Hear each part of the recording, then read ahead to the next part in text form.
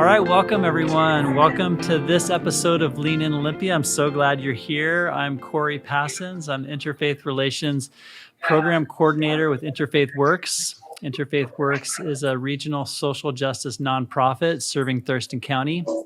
We're a coalition of 30 plus diverse faith congregations and affiliated organizations. We're also one of the region's largest social service providers for vulnerable adults experiencing homelessness. We're the staffing agency at Unity Commons at 2828 Martin Way and also at Sergio's Place at 3444 Martin Way. And you can get in touch with what those services are providing to the community through the iwshelter.org website. And you can check out past episodes of this podcast on our website at interfaith-works.org. This podcast is a bi-weekly podcast featuring conversations at the crossroads of justice, humanity, and belief. And I'm so happy today to be welcoming our guest, Erin Jones. Welcome, Erin. So glad to be here. Thank you for having me. It's great to have you here. You are currently in the Lacey Starbucks because of a crazy fire alarm situation that can't be sorted. Yes, the smoke detector that is in the really high ceiling that we have that's going to require a special ladder. Okay. Well, hope you get that worked out, especially before you try to sleep. Quick intro to Erin. Erin Jones was born in the United States but raised in the Netherlands, where her parents worked as teachers at the American School of the Hague. Erin returned to the United States in 1989 to attend Bryn Mawr College, where she earned a BA in comparative literature with a focus on literatures of the African diaspora. Erin served 3 years as Assistant State Superintendent for Student Achievement in Washington State, where she was responsible for working with educators and policymakers to create policies and practices that would better serve students of color and students otherwise disenfranchised. Since 2017, Erin's been working as a racial equity trainer. She's a mother of three, an athlete, a closeted pastor, and an author of a book that we'll talk about today called Bridges to Heal Us, Stories and Strategies for Racial Healing, published in 2021. So, and there's much more, Erin. I had to be selective in the bio range because you've had a wide-ranging career that continues to evolve, and you're involved in so many different ways of forming schools, culture. So I hope that we can get to appreciate just some of the ways that you're at work in the world today. I wanted to spend some time talking about your book, and your book really features your story. You name yourself as a storyteller. Yeah. And so I was wondering if you could share with us, either in reference to how the book presents it or just through your own telling, a brief background of your story and where you're from. Yeah. So, I'll first say that one of the reasons I believe my parents are readers, avid readers. So they're both teachers. They are not storytellers in the sense that they would never get up in front of a group of people and tell their story. But we always read story. And so I grew up around story reading all the time. It wasn't really until I came to the U.S. for college, though, and attended a Black Baptist church and heard Black pastors tell story. And that's when I began to really understand the power of storytelling. And even in a church space, just the power of all of the dynamics, the music and the dancing and all of that goes into a really good telling of story. And I think going from that to becoming a classroom teacher and realizing that so many of my students, I spent my career teaching in Title I schools, so our poorest schools in the nation, typically our brownest schools, although I taught at a predominantly white, really poor school too. But children who are experiencing poverty, there's a lot of storytelling that happens. There's not a lot of reading that happens. There's a lot of storytelling that happens. And so I think I learned really quickly in my teaching career that story is something everyone could understand. And even I taught English language learners for quite a while, and they may not be able to read English yet, but they could, if I could tell a story in a really dramatic way, they could get that too. And so I think I learned this power of storytelling by working with middle school students. I mean, you have to be able to keep their attention. And part of the reason I was really good, I think, at keeping their attention is I was a dynamic storyteller. And kind of as I left the classroom and moved into administration, one of the things I realized is the power of story to connect people. And I realized that all those strategies I'd used with young children actually applied really well to adults. But I was seeing a lot of adults not share their story. So culturally, because, my parents are white, they're middle America. They're both from Minnesota, Scandinavian Americans.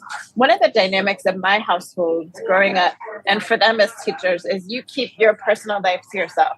So you don't, when you go into school, you just teach your subjects. You teach math, you teach English. You don't tell your story. But one of the things I learned in working in Title I schools is students don't just respect you because you're a teacher, you have title. They respect you because they feel connected to you. And in order to feel connected to you, they need to know who you are.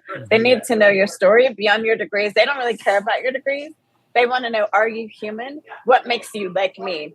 And so I grew up in a house where we didn't ever talk about our personal story. And in fact, I saw modeled for me with almost all my teachers as a girl, you don't tell your story. Like, you just talk about the subject and the content area. And that was reinforced through my academic career as I became a teacher in college. Just do your content, stick to the content. That may work for middle-class students. It may work for wealthy students. It doesn't work for students who live in poverty or students who exist in the margins, trans students, queer students, ELL students, immigrant. It doesn't work for them because for them, there's too much on the line. And so they need to know that, like, we're all human and that I see you as human and I am human too. As a teacher, as a leader, I have to model that humanity first. And so I learned all those skills in my classroom that I realized really needed to be in administration, really needed to be in state government. And so I think the storytelling for me has allowed me to connect and teach other people how to connect with communities that they may not naturally feel like they're connected to or supposed to connect to. And I've seen the power of story to connect communities that most people would say will never connect and shouldn't connect. I've watched them connect over story because story is where we really share our humanity. Yeah. I've heard the metaphor from a friend of mine who says that story is the shortest road to a human heart, is how he names it. And I've felt that in so many circles that I've sat in with people trying to connect, and that's where it happens. That's the magic. That's where it happens first. Yeah. Well, there's a moment in your book where you talk about this. I don't know how you would describe it, an epiphany or a moment of insight where you wanted to go into the classroom and have that be a space where you shared and maybe your own transformation and the healing and the bridge building with other people too. But that was at a lot of water had already gone under the bridge of Erin Jones' life before that. What are some of the formative events leading up to that space that we'll come back to, where you sort of had this pivot toward a vocational discernment? But what would you share with us about your formation leading up to that moment? So I never wanted to be a teacher. Like, there's some people that just grow up. I think both my parents knew they wanted to teach early, even though neither of their parents and my grandfather, I think both my grandfathers worked in the mills. And they were definitely very much, I think one worked in the paper mill and one may have worked in another kind of mill. So they were definitely not academic people. Nobody had ever gone to college before my dad's brother went to college. My dad's brother is like 2 years older than him, I think. And but my parents grew up, I think, knowing they wanted to be teachers.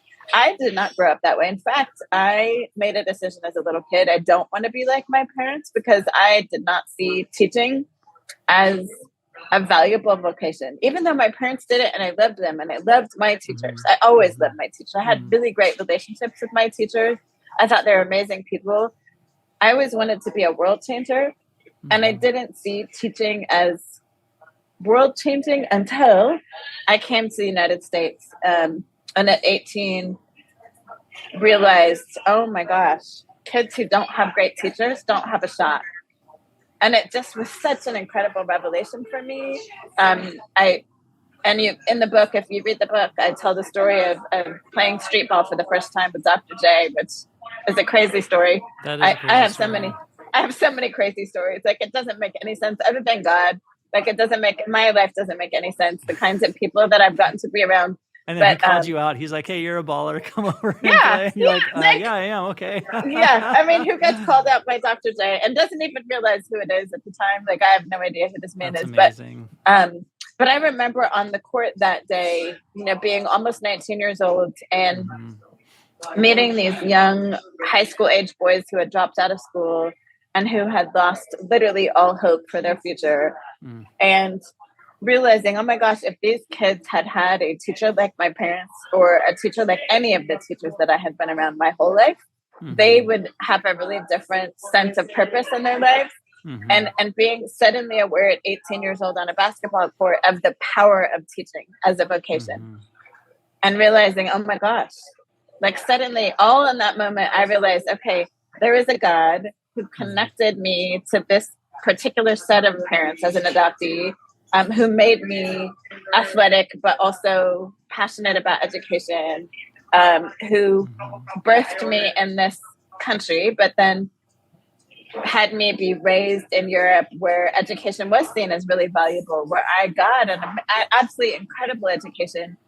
Like all of this flashed in front of my face as an 18-year-old kid on that basketball court. And I realized, oh my gosh, my parents who taught at the United Nations School had been changing the world. And literally my parents have taught kids who now run governments. So they literally have changed the world in the way that they've shown up for kids.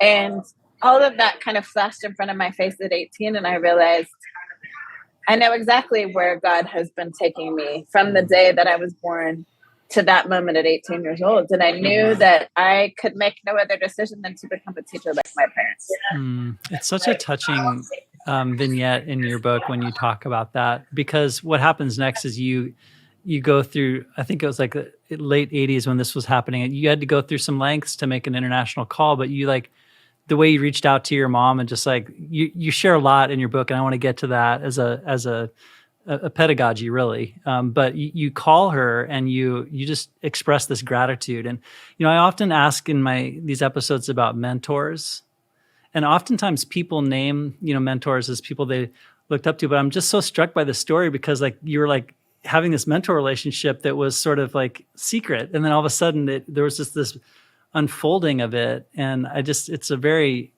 touching story, the way you reached out to them and thanked them for all those years of mentorship that you didn't name as such while it was occurring. Yeah. And it was my birthday on Saturday, and then my mom and I just got to go to my son's fiance's bridal shower this week and this weekend. And man, she is still that for me. And we are still really great friends, which not a lot of people get, whether adopted or not. Like, not a lot of people get that kind of relationship with the parents. And so I feel really blessed to have, and she and I don't agree on a lot of things. And she is not a person of faith in the way that I am. And we still love each other. And she and my dad continue to be my biggest champions in the world. They're really my biggest champions, no matter what. And I just feel really blessed to have had them choose me as an adoptee. I know not all adoption is great, but my adoption has been just magical. And maybe it's been tough at times, and they have done the work and I have done the work, and we continue to do the work of growing together. Yeah. Thank you for that. I celebrate that relationship you have with them. I'm very happy for you for that. Erin, we talked was it yesterday or a couple of days ago? It's a little bit of a blur, but what I love to explore just in the lives of people I get to know is the way that they name their sources of purpose or meaning in their life. And you've used the word faith, but are there other words or expressions or specific traditions that you would name that have been a part of your life that help you with your own sense of strength and guidance and purpose? It's funny, since I was a little girl, church was a really important part of my experience in the world. And And I would say my parents were really religious. And by that, I mean, we went to church every Sunday, but they never opened a Bible at home. I never saw them open a Bible at home. We never prayed at home. That was not something we did. But I very clearly remember in the 8th grade doing a confirmation class and knowing, even though our church was not a church where you would have talked about personal faith, I knew somehow there was more than what was being talked about, and I was drawn to that. So I was the kid, we would go sometimes to this youth camp, this Bible camp, and there was not like open praying. My parents are Presbyterian Lutheran, so there was not any, there were conversations about being a good person and following the 10 Commandments, but we never really talked about personal faith. But I can remember very clearly as an 8th grader and then a 9th grader, like going out into the woods and just talking to God and writing in a journal to God. Like I was very aware of that. And then I came to the United States. And what is really tragic is my first weekend in the US, my mom was here for a week. We arrived on a Sunday. She went home maybe Friday or Saturday a week. So I'm in America all by myself that first full Sunday.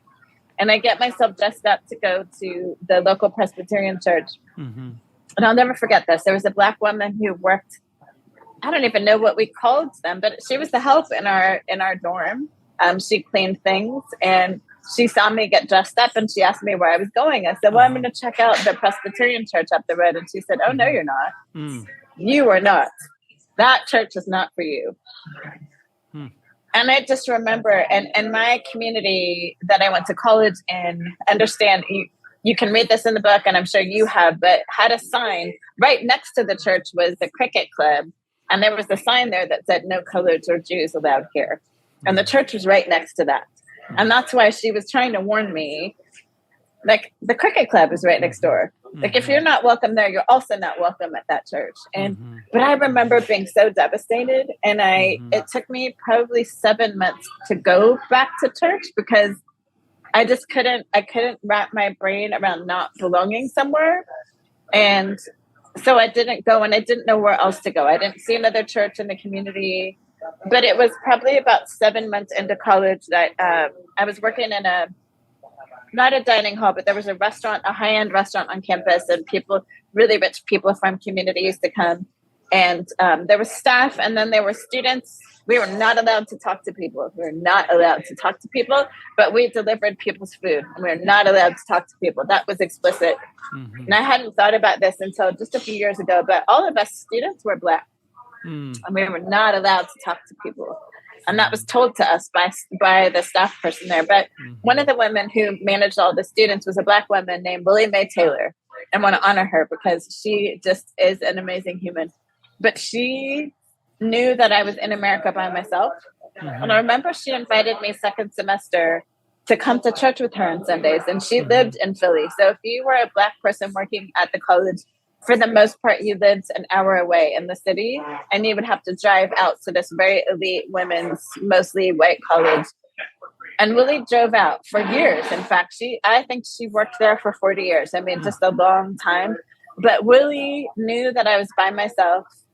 What's interesting about my college experience is I technically was not an international student because I had an American passport. So I didn't qualify for support as an international student. But I also wasn't American in the sense that I had no one here in America when I was in college. And so I didn't get the support that other students got who had other passports, but I needed it. So I had nowhere to go on weekends. I had nowhere to go on holidays. And Willie knew this because she was my boss. And she said, hey, you should come with, if you take the train into the city, I'll pick you up at the train station every Sunday and take you to church. And Willie gave me hope and got me back into a church space. The challenge was, well, there's so much. I could talk about the Black Baptist Church a lot, like both good and bad. I think every church is really complicated, but it was the first time that I'd been into a Black church. So imagine like never even seeing Black church on TV. Like we didn't have any exposure to that in Europe. And then suddenly going from Presbyterian church in Europe to Black Baptist church. Yeah. I mean, it was, I just remember the first day going there, I was not prepared. And she didn't know to prepare. She didn't know to tell me, oh, by the way, there's going to be a lot of noise, a lot of singing, a lot of dancing. Anyway, so it was like thrown in the fire. But it was the first time in America that I felt like, okay, God, I'm back to that connection to my faith again. And that kind of opened the door for me to come back to faith being really central to my journey. And so I would say my faith, and I'm going to say not Christianity. I am a Jesus girl. I follow the Bible, and I identify as someone who seeks to follow Christ. And I'm really careful that I don't identify anymore with a lot of the American church expressions of faith, because I think for me, they've become really, really problematic in this country. And so, but faith in the Bible and in what I believe to be true about Jesus has been a through line for me from the time I was a little girl. Yeah, thank you. I'm just trying to picture like how big your eyes were when you were oh my gosh. first. You know what I'll tell you though, Corey? That experience has shaped how I am able to show up in schools and help white educators understand the difference between how white students function in school spaces and how Black and brown students are often marginalized. Because it's almost like school is a space where you're expected to be Presbyterian. And if you can't be Presbyterian or Catholic, you end up in trouble. Instead of, if I can help educators realize, man, a lot of these kids were trained Black Baptist though. And so when they come into school space, their engagement is actually going to be call and response. When they talk back to you in class or interrupt or don't raise their hand, that actually may be a sign that they're really engaged. And so that experience, that really shocking experience for me, taught me so much that I would go on to leverage. And it's why I became really good in spaces with Black students, because I knew suddenly, oh my gosh, here's this really stark contrast to what we expect in schools and what these students are able to show up with. And it's actually a gift. It's not a deficit for them. And it's not, they shouldn't be asked to assimilate to a way. We're missing their energy. We're missing their joy. We're missing the ways that they have learned to tell story and to dance and engage. And so I think I employed all of those things that I learned in the Black Baptist Church in my classroom. But now I've been able to take all those lessons and teach them to administrators and other folks in government too. So they understand how their staff are showing up differently. Like, let's talk about, just use church as a kind of an analogy for how people culturally express themselves really differently. It's amazing. I just love that you're making that connection, because these are institutions we're talking about, right? And they each have their own cultures. But if the dominant, if there's a dominant culture in one that doesn't welcome the culture of the other, that is a huge deficit. I've never heard anyone try to talk about bringing that culture of that space into the educational rooms. That's brilliant. It's a really good segue into your book, Erin. And I have questions about it, but I wanted to just start by asking if you were to describe the book, if you could tell us about it, and then I'll get to some of my inquiries. But tell us about your book.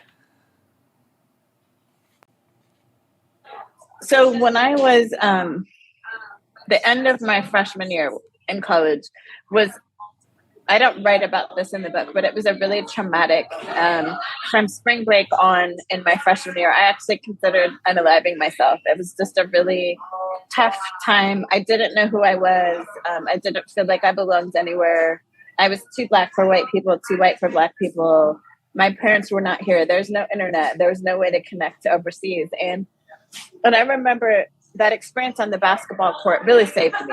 It really was my salvation, and it helped. For the first time, I felt like I belonged. Like I belonged on the basketball court. I belonged in that space. And it was really the very first time that I felt like I belonged. And I remember promising God that day as I walked back to campus, God, I want you to use every painful thing that I've ever experienced to bring healing to other people. And I made that promise to God that day. And this book is the result of a lot of painful experiences between 2020 and 2021. Watching the pandemic, the very first public death from the pandemic was a friend of mine who was a professor at University of Washington. So he was the very first, like, made the newspaper death. And I remember that day. I remember seeing his face on the front page of the Seattle Times. But I lost 17 friends. So between February of 2020 and February of 2021, I lost 17 friends, many of them from cancer, not from the pandemic, but still, it was just such a tough year. I lost friends that I had taught with. I lost friends that I'd done consulting with. I lost just all kinds of stuff. And it was just such a painful year for that. And then you have Ahmaud Arbery. I'm a runner. And so to watch Ahmaud Arbery just get picked off while running, and I had been running as I traveled the country in strange places. I stopped running in strange places because of the ways that people were engaging this 6-foot-tall Black lady in their neighborhoods. I hadn't experienced anything obviously like that, but watching what happened with him was so painful. And he was the same age as my oldest son at the time it happened. And so it just hit me in a really strong way. And then George Floyd. And I was born in Minnesota, and I was born in St. Paul, right next to Minneapolis. So that experience was really painful.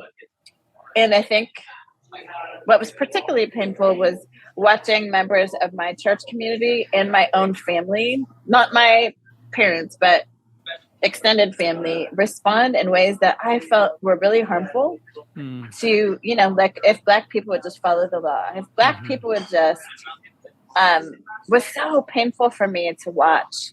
And then to make a really long story short, our church that was really racially diverse, I wouldn't say ethnically diverse, because I think that suggests that culturally our church was multicultural. It was multiracial. It was not multicultural.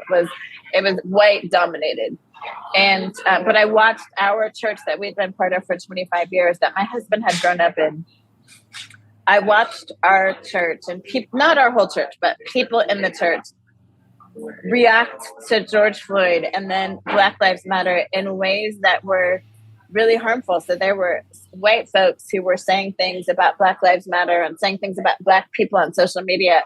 And I'm watching this and knowing that we got Black people in our church like me, but not just like me, like other Black folks in our church that are also witnessing what you're saying on your Twitter account and your Instagram account. And I tried to help. I tried to offer some support to our church, and it all backfired. And people just kind of dug their heels in, and it became even more contentious. And the church ended up closing. And so the book really was propelled by, I had walked through so much pain. I mean, my husband was a youth pastor there for 10 years. I volunteered as a youth worker. Even after he moved into teaching, I had invested 5 years as a volunteer. We'd been elders for 5 years. I mean, we really invested a ton in this space. And it was so painful that after kind of months of wallowing a bit in the pain of it, I said, okay, we're back to being 19. What can I do to use this experience for someone else's healing? And I said, I can write a book. I can write a book. That's what I could do. I love to write. And how do I leave something behind? And so the book was really birthed out of this desire, seeing the United States, not just my church, but seeing the United States really divided. The book was really birthed out of a way to provide some strategies for our healing, to provide some answers. I don't claim at all to have all the answers, because I don't.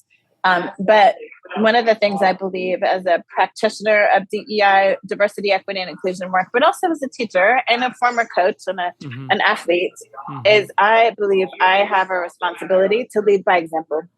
I can't ask people to do something I'm not willing to do. And so putting everything on paper is my way to say, man, I'm going to lay it all on the line here. As an invitation to the rest of you to lay it on the line. And I think that's our way forward. I think that is our way towards healing, is that we've got to lay it on the line. We have to find our humanity, and our humanity is going to be in the telling of our stories, which sometimes are really painful. Yeah. Yesterday when we were talking, I wrote something down that you said that we need to bare our souls to find our humanity. So Yeah. you've just, I mean, you've just modeled for us, like that the pain that you've been through. And in the book, you really do share deeply.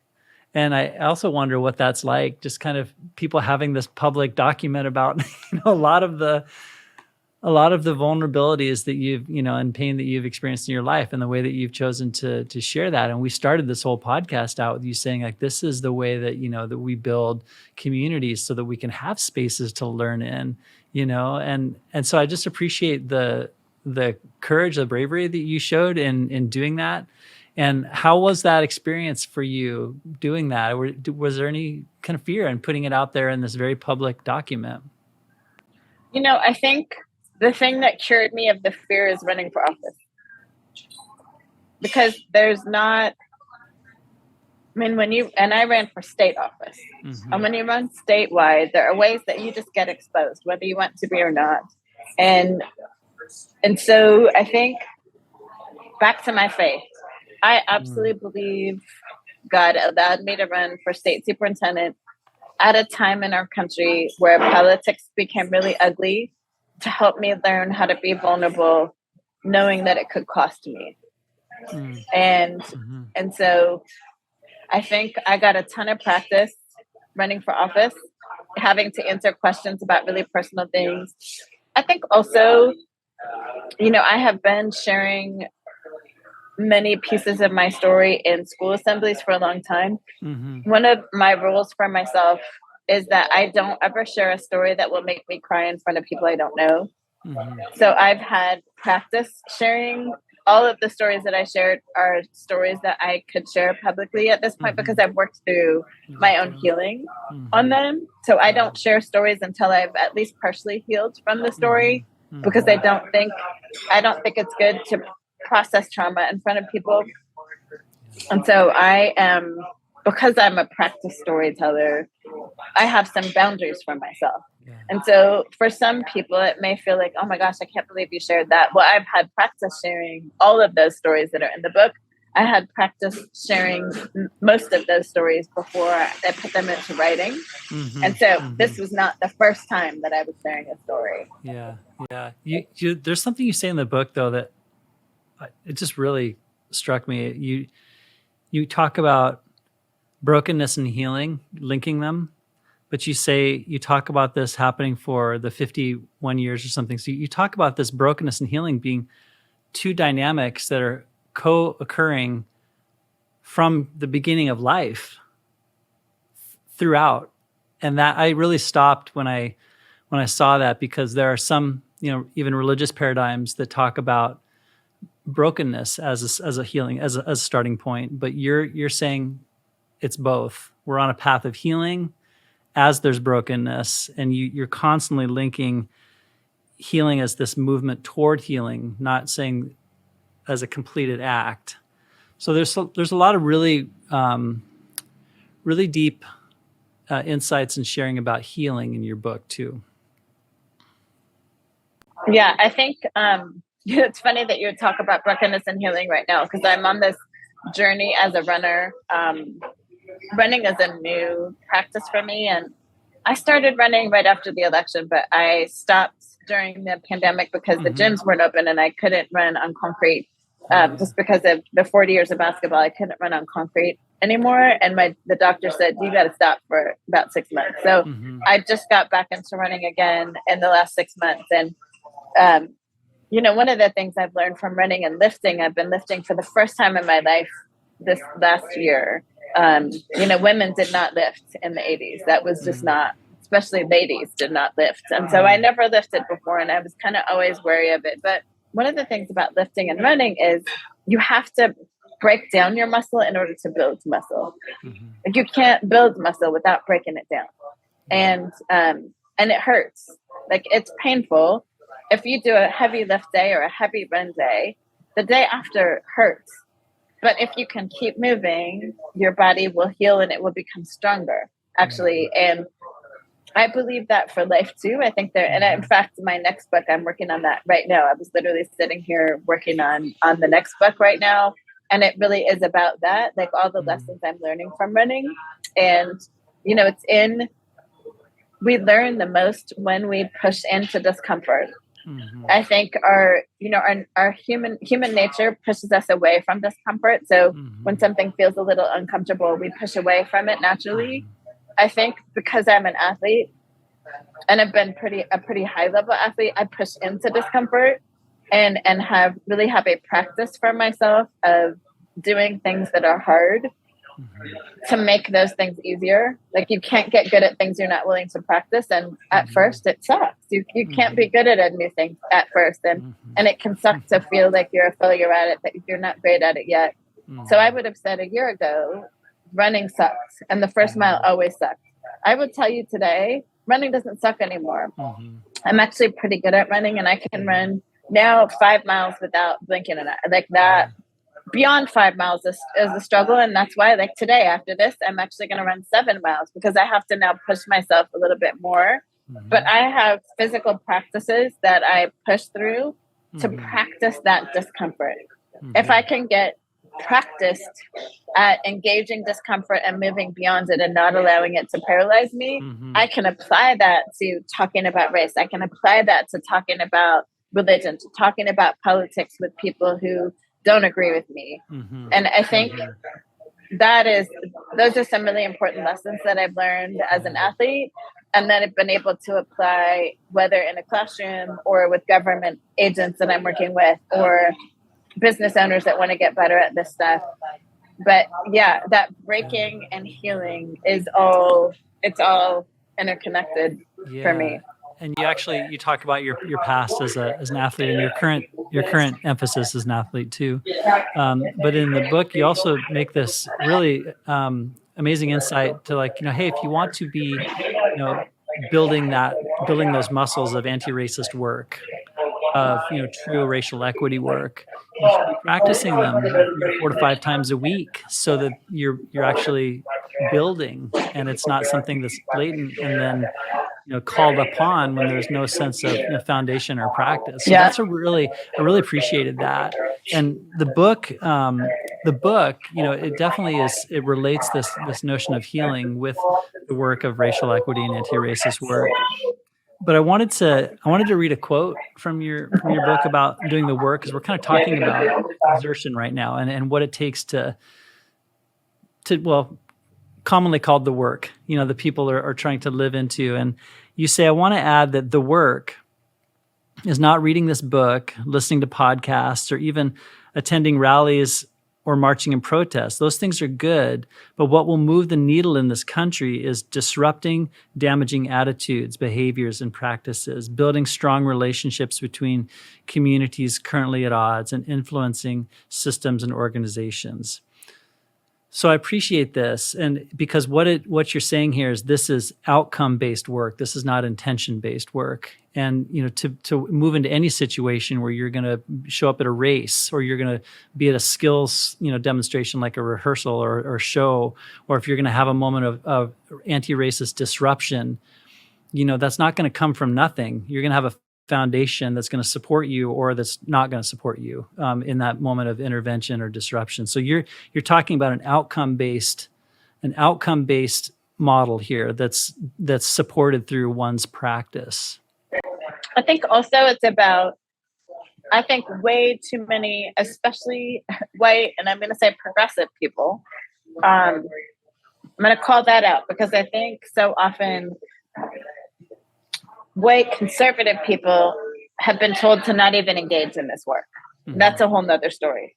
But for a lot of white progressive people, and I'll just use the Pacific Northwest as a space because that's where we reside right now, it's very transactional. So if I put Black Lives Matter on my Facebook, or I go to a Black Lives Matter march, I can say I did a thing, check. But that's actually not the work. That by itself, you're putting Black Lives Matter on your Facebook, or you're showing up at a march, or reading a book. If it doesn't shift anything in your practice, if it doesn't shift anything for the Black people around you, then I don't really care about that work. It's not meaningful work if it's not moving the needle to make people's lives better. And so I think in the Pacific Northwest, we like to, whether people call it virtue signal or be very transactional in how we show up for people I want to challenge people to not, I'm not saying don't do those things, but don't let that be the only thing you do. It has, whatever you do has to move to changing how people get to show up in the world, how people get to thrive in this world. And so I want to challenge people to take it beyond that transactional, that check, to like, how is your showing up going to change? How are you going to push on a system or provide support to someone in a way that changes how they get to experience life? Yeah. That's sometimes a more, it's actually kind of a spiritual lens into that work that's been growing. You know, in your book, you talk about, you start the book really by saying, you know, I see you, and you're witnessing folks. I assume this section is really written to a wide audience, but folks who are struggling to know am I an ally? Could I be an ally? Should I be an ally? What do I do just to not have harm? And you're kind of naming that effort that you're seeing, but what I'm hearing you say is that we really need to be mindful too of what's happening in society, from the intentions and the wonderings or the worryings that happen in white spaces that, you know, can just be abstracted from those changes that are going to manifest real equity. Yeah. And I think it's also, you got to be willing to put something on the line. So just reading a book is not, there's no skin in the game. Right. You could put something on your Facebook profile, and that's not necessarily any skin in the game. And I think we all need to be willing to put, and that means Black folks too. And I would offer that for a lot of us Black folks, especially Black and Brown and other minoritized groups of people in Washington State, we're often in the margins anyway. And so our just being present is putting something on the line. So I'm not saying that we shouldn't also engage in this work, but there's a different way that we have to every day, just by showing up in space where we're often not welcomed, or we're asked to be a certain, like, keep yourself in this box, be small, Erin, be small, be quiet, show up this way, dress this way, wear your hair this way. But I would invite that. I think for our healing, it's going to require that all of us have something on the line. Yeah. Well, Erin, can we spend a few minutes just as we're getting towards the final part of our podcast here? And this is, of course, a whole other podcast, but you've done so much work in the field of academic and also scholastic development, development of schools, school culture. I just wanted to see if we could spend a couple of minutes on how you're viewing the landscape right now with development of public education, and how are there cultures happening in the schools that are potentially helping with the dialogue about racism, or are there ways that you're seeing that conversation is suffering in at least a regional scope? So I think. That's such a complicated question. I think what's so complicated about it right now is it's really school by school. I don't see, in our region, in Thurston County, I don't see a concerted, intentional, committed effort by leaders in education, like superintendents. I'm not saying none of the superintendents care about this work, but I don't see a concerted effort to systematize thinking about this work and providing support to educators to know how to support students. So are there people individually in buildings that are doing? Absolutely. I've been invited into buildings where there are building leaders who are really committed to the work, who are doing what they can to make sure their staff have support, doing what they can to make sure students are seen and heard and feel valued. I think the challenge is right now that this work, when I look at 2020 after George Floyd, there was an eagerness for educators across the country to engage in conversations about this work. And then there was a backlash. And really, within about 6 weeks after George Floyd was murdered, suddenly, we can't talk about this. No, that's critical race theory. We can't talk about that. And what's really unfortunate that a lot of Washingtonians don't realize is that whole anti-critical race theory and this notion that all conversations about race are critical race theory is really problematic. That all started here in Washington. I don't know if folks are aware that Christopher Rufo, who started this whole anti-CRT movement, is from Gig Harbor. He lives in Gig Harbor. So, we often paint the Pacific Northwest as this very progressive place. And I tell people it's selectively progressive. So there are certain issues in certain places in our state that are progressive. But as a state, we are not. We're a very purple state. And he is a great example of someone who has used his platform to share a message I think that's really disingenuous. And in fact, if you look at a couple of the tweets that he sent out right at the height of the anti-CRT movement, I mean, he says, we are going to make everything we don't like as conservatives CRT, and then we're going to destroy it. And he's very explicit about that. And I find that, especially as someone who would at the time have called myself a Christian, I think what I really struggled with is so many people who called themselves Christians buying into that and not doing their research, not figuring out why are so many Black folks and even Black Christian people, why are they wanting to have more conversations? Why are we hurting so much? The lack of compassion. So, okay, I'm going to go back to something I said earlier. Yeah. I think what happened is, for a lot of folks, Black Lives Matter made them feel uncomfortable. And it made them feel like people were anti-white, which is not at all what critical race theory is. And it's not at all what the Black Lives Matter movement is about at all. It's not anti-white. It's not saying white people don't matter. But I think that's how it was framed for people, is that it's an anti-white campaign. And that's not what it is at all. And no school is teaching CRT. Like, that's just not. In fact, what's really ironic about that is when the first anti-CRT, that first wave in August of 2020 came out, I thought they were talking about culturally responsive teaching. Like, that's how disconnected. I had never studied CRT, like critical race. I'd never studied it at all. I didn't know what it was. I had to go do research. And I'm like, okay, wait, if you're accusing all educators of doing this, and I, who do culturally responsive practice and do equity work in schools, don't even know what this is. Wow. That's just really dishonest. It's really dishonest. And I think, so here's back to our community, our county. Yeah.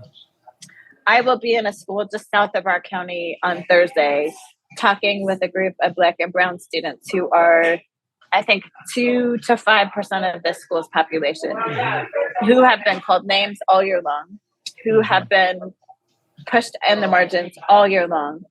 I got a call from another friend who was a principal in a neighboring district who said, I've got this friend who's just really struggling to support her Black and Brown students. Could you talk to her? And I said, I'll do you one better. I'm just going to come visit. And I don't want to talk about this over the phone. I want to actually see your context. I want to see your students. I want to see your school. And so I showed up last Friday, all 6 feet of me with my big old hair. And the students, Black and white, just were, their eyes got big. And I ended up spending 2 hours during all lunch periods just hanging out with kids. And the principal was kind of blown away. And I said, no, all the kids need to see me, not just your Black and Brown students. All of your students need to see somebody who looks like me, who is an athlete and a musician and a linguist and an educated person and an author. And so I'm actually headed back to the same school on Thursday. Great. And what I would say there is, this person has really wanted to do work, but has felt pressure from the school board and from community to not talk about it at all. So I think there is, obviously not just in Washington State, but across our country right now, this movement by a certain subset of white folks that say, no, we're not going to talk about gender, not going to talk about sexuality, not going to talk about race. And here's what I have come to believe about that. It's manifesting right here in Thurston County, but it's everywhere. And I'll use my dad as an example. My dad, I'm kind of exposing him right now, but oh well, I love my daddy. And he's got work that he's got to do. So my dad, when Pride happened in 2020, Pride month, because it's my birthday month, he said to my mom, not in my hearing, but my mom called me later. he said, why did they get a whole month to themselves? When do I get my month? And my mom, who I love, who can be kind of sassy sometimes, said, you have every single day of the year. Every single day of the year is yours. And so here's the revelation that I had when my mom called me. She was so angry at him. And I said, here's what's happening for him. And my dad is he'll be 79 in about 2 weeks. So he's of a certain age. So for white men like my dad, the spotlight has been on them their entire lives. So when we talk about history and literature, it's always been on white men. Yes. And all I'm asking, and other educators are asking, we're not asking to take the spotlight and put it on us. What we're doing is we're asking, can we pull it back so that more people can be in the light? That's what we're asking for. But here's how so many white people are perceiving that. They're perceiving it as, you want to take it away from us and move it to you, or move it to trans people, or move it to queer people. Instead of, no, I actually just want to pull it back so that we can all be in the light now. That's what I want. But that feels like oppression. It feels like you're being moved off the stage when, no, you're just not the only one on the stage. The spotlight is no longer on you. And that feels oppressive because you're used to the spotlight always being on you. And so really helping people, I feel like that is so much of my work because I get to see it with my own dad. And I don't, I totally understand where he's coming from. I have a lot of compassion for my dad, and he is learning to realize his own privilege. He's learning to realize where he has been centered, and he's bearing witness to the ways that I move through the world really differently from him. And it actually breaks his heart. He doesn't always make the connections right away, but I think I've learned compassion for this work because I have to think about my dad all the time. When I go into rooms, I always think about, how would my parents respond if I were to say this? Yeah. The way you describe the work you're doing, I mean, it's very clear that you're walking in the light of compassion with it. And I just want to bear witness back to you as I meet you through this space, that it's really clear that that's a deep priority for you. And I think it's a real gift to the way that you're carrying this work out in the wider spaces. And I just want to thank you for the ongoing effort that you're putting out to help our country reform, and just so you appreciate it. Thank you. Yeah. I feel honored. I feel honored. Thank you. I have a little topic here that says, what's next for Erin? And so I'm just curious, what is, there's been some big themes we've been talking about, healing, racism, stories, but what's next for you? So I am working on a book, and I'm going to expose the title here so nobody can take it because it's mine. Okay. It's my next book is More Than a Race. More Than a Race. More Than a Race. And I actually got the title after I ran for state superintendent and lost. And I knew then I need to wait probably for a couple years to write this book because I lost by 1 point, less than 1 percentage point. I didn't want it to come off as like she's whining about losing. So I didn't, but I wanted the book to be about the role of race in running for office. That's what I wanted back in 2017 when I thought of the title. But I sat on it. I sat on it. And then 3 weeks ago, I ran a race. I ran the Capital City Half Marathon. Oh, right on. And guess where it started? The race started on the steps to the state superintendent's office. The place that I ran to lead that I lost, the race. And it ended in the park right in front of the state superintendent's office. Wow. And I came in third out of all women over 50. Like I killed it. And I'm just learning to be a runner. That's not my expertise at all, but I'm learning to be a runner. And I felt like this revelation that more than a race, wow, life is more than a race. And we often are engaging in life in this very transactional way, as if it is a race, but it's more than a race. It's more than like running from one point to another. There's all this stuff that happens, and there's all this stuff that happens before the race and after the race. So there's a way I couldn't have come in third place had I just shown up that day not practicing. So back to a lot of the analogies that you made earlier, I had to really train differently. I had to train in a way that I didn't have to train as a basketball player. I had to think, especially post-menopausal, I had to think about, how am I eating? How am I feeding my body? How am I hydrating? all these things that I never had to think about at the season of my life at 20 and 30, because I've been through menopause. I had to think about, okay, what's the self-talk that I'm telling myself? Because I could say, well, you're too old to do this. Why are you doing this now? You're not a runner. I had to do some self-talk. So the book is really around, what is the race you're running? What is the race you are running? What is your life's work that you want to do? And what's beyond that race time? So what are you doing to be more intentional, to prepare yourself for that? What's the way that you're feeding your spirit, mind, and body every day to be prepared to be successful? What would success look like in that race? Because for some people, one of my best friends ran the race with me, and my goal was to be under 2 hours. My goal was to be at about 150, an hour and 50 minutes. I hit an hour 49. Crazy. Yeah. My friend's goal, she had been injured, and we're about the same age. And she said, I just want to finish. So for her, success was very different than what success looked like for me. Yeah. And that's great. Yeah. And I think really challenging, what are these ideas around success? And I push more into, what does thriving look like for people? And so what would it look like for you to thrive and for your community to thrive?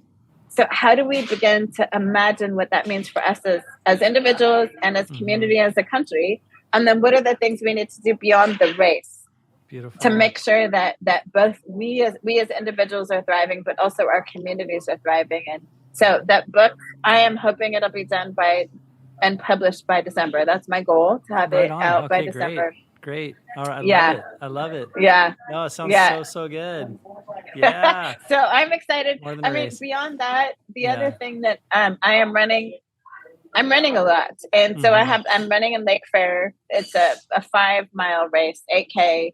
And so I will continue to sign up for races, because I really believe, I called myself a baller for 40 years.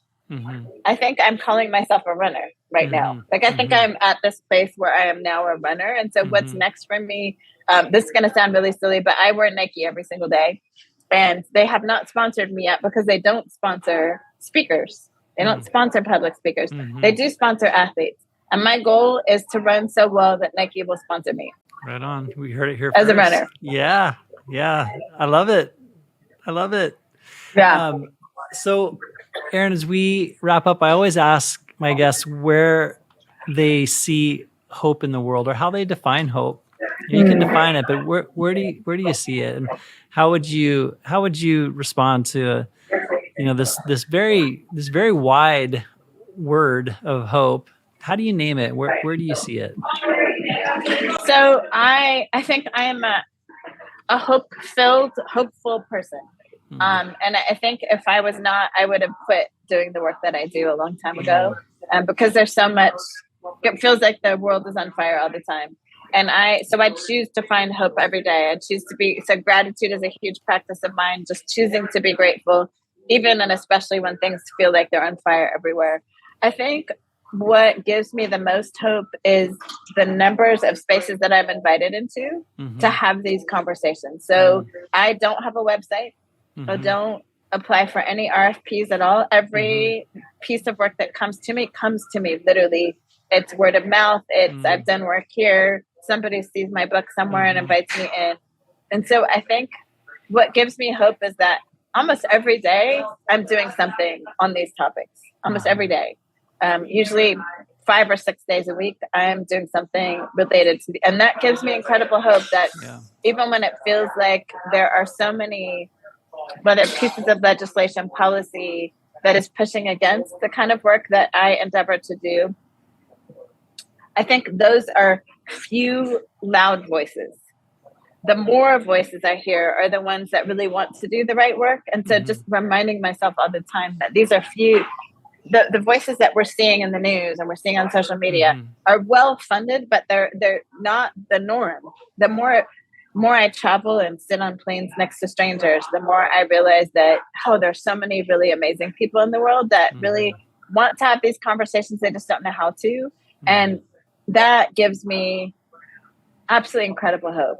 And I think just engaging with, I try to engage with as many people as I can in airports and in coffee shops. And I do that by intention because I think when I can find humanity in people, it reminds me that humanity is still there. Like we can get caught up in what we see, the headlines in newspapers, and that can be really discouraging. But when it gets right down to it, the average person in this country really just wants to be seen and heard and valued. And that is regardless of race and gender and sexuality and religious backgrounds. And so if I can find that humanity every day in someone, that gives me hope. Thank you. Thank you. And thank you for being here today too. That'll be our final word today in our podcast. So again, I want to just give huge shout out and thanks to Erin Jones, our guest today, for joining us on this episode of Lean in Olympia. You can catch this episode and other past episodes at the Interfaith Works website at interfaith-works.org.